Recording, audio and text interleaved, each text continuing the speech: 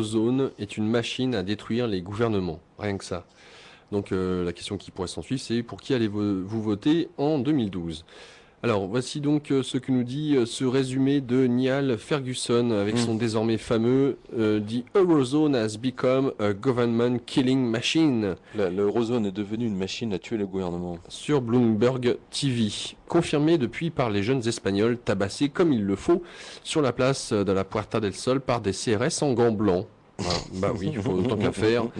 Et donc cette eurozone est est une machine à tuer les gouvernements. Oui, parce que les mesures d'austérité et les mesures de sauvetage des banques, en fait, forcent les gouvernements à dégager, quoi. Je veux dire, les gouvernements qui sont élus pour 3 ans, 4 ans ou 5 ans, en fait, ne tiennent pas sous les manifestations. Et si les manifestations se développent de plus en plus, deviennent de plus en plus fréquentes, ce qui est fort possible, je sais pas. Moi, j'ai même pas le sentiment qu'on va arriver à 2012, aux élections de 2012.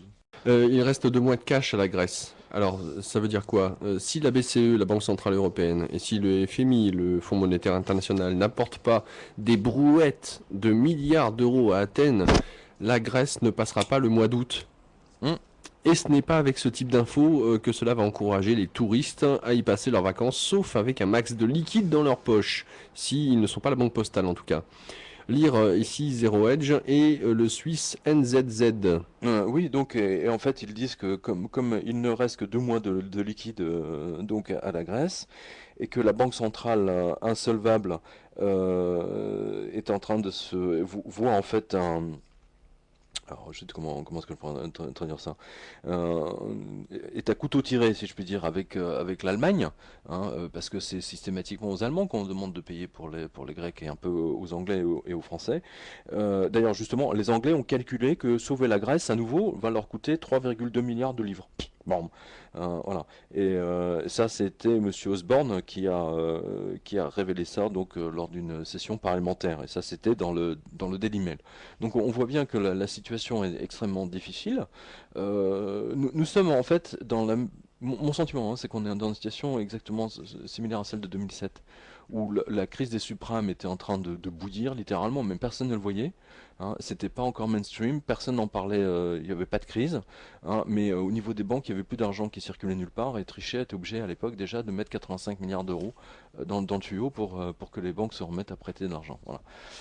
Donc on est exactement dans la même situation. Alors dans le même genre... L'Irlande et le Portugal sont sur un bateau à pavillon grec. Ouais. Notre grand surveillant des taux a rendu son verdict. Je cite.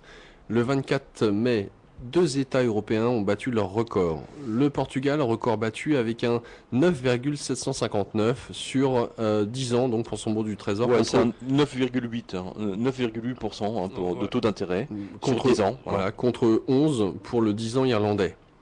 Voilà, c'est 11. Voilà, je 11. simplifie. Ouais. Voilà, simplifie. Dans les échos, le boss de PIMCO, Europe, va plus loin, lui. Je cite. Il faut savoir que l'eurosystème serait exposé à la dette grecque à hauteur de 135 milliards d'euros selon nos calculs. Explique Andrew Bossomworth. Ouais. C'est pourquoi la BCE est contre un défaut de la Grèce. Lire les échos pour cela.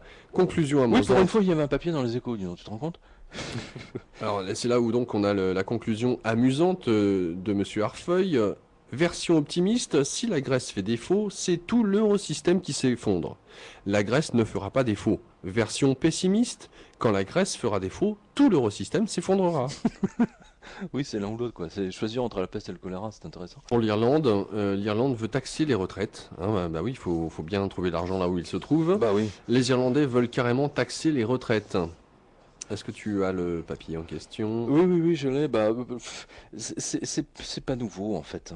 On a vu déjà il y a 15 jours, on l'avait donné, que les Américains déjà avaient décidé de taper, je sais plus, 40 milliards, je crois, dans les retraites. Oui, c'était une loi qui était passée pour le coup. Bah, voilà, pour faire la soudure. Là, l'Irlande veut taxer littéralement les fonds de pension, aussi bien collectifs que personnels. Allons-y, tant que... Et alors donc il y a un parlementaire qui propose donc une taxe de 0,6% sur la valeur du capital qui est en gestion. Voilà. Et ceci pour 4 ans Et donc, selon leurs calculs, ça devrait leur apporter 470 millions d'euros pour chaque année. Voilà. Donc ça, c'est le Business Insider qui nous avait donné cette information. Donc on voit bien que maintenant, ils tapent. On avait donné une info, nous, il y a 2 ans, hein, à peu près 1 an ou 2 ans, comme quoi l'État français aussi avait déjà commencé à taper aussi bien dans les retraites que dans les livrets A, etc. De toute façon, Fillon nous l'avait dit, hein, il y a 4 ans. Il a dit, je suis à la tête d'un pays En faillite. en faillite. Voilà. Donc il a dit, tout le monde le sait, mais bon, il faut pas en parler. Une petite loi pour braquer les lingots des banques grecques, portugaises, etc. Bah oui, effectivement. Pour le coup, on va parler de l'or juste après cela, hein, ça fera le Hum. pont. Tu en as parlé à la radio maintes fois, mais cette fois c'est confirmé, le lingot, hein, cette relique barbare de Keynes, le cauchemar des banquiers, fait son comeback. Mais est-il parti vraiment? Et c'est le Wall Street Journal qui nous le dit. Euh, là où alors, comment s'appelle cette dépêche, hein, parce que Une petite loi pour braquer les lingots des banques grecques, portugaises. on en avait parlé, hein, il me semble, il y a à peu près 15 jours. Bon, je ne vois pas cette dépêche, je ne sais pas ce que j'en ai fait. Ah voilà, ça y est, je l'ai trouvé. Donc c'est un vrai problème, et c'est le Wall Street Journal qui nous le reconfirme, hein. C'est-à-dire que le comité économique de l'Union européenne a voté cette petite loi technique qui permet de transformer donc les lingots d'or en garantie, hein. C'est-à-dire qu'ils vont pouvoir effectivement demander au Portugal, à l'Espagne, à la Grèce de donner leurs lingots d'or en échange de leurs dettes. Voilà.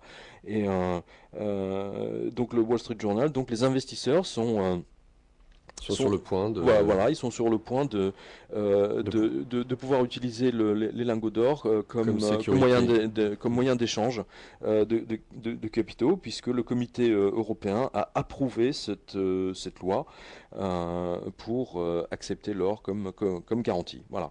Et ça, c'était un communiqué officiel donc du World Gold Council de mercredi dernier. Voilà.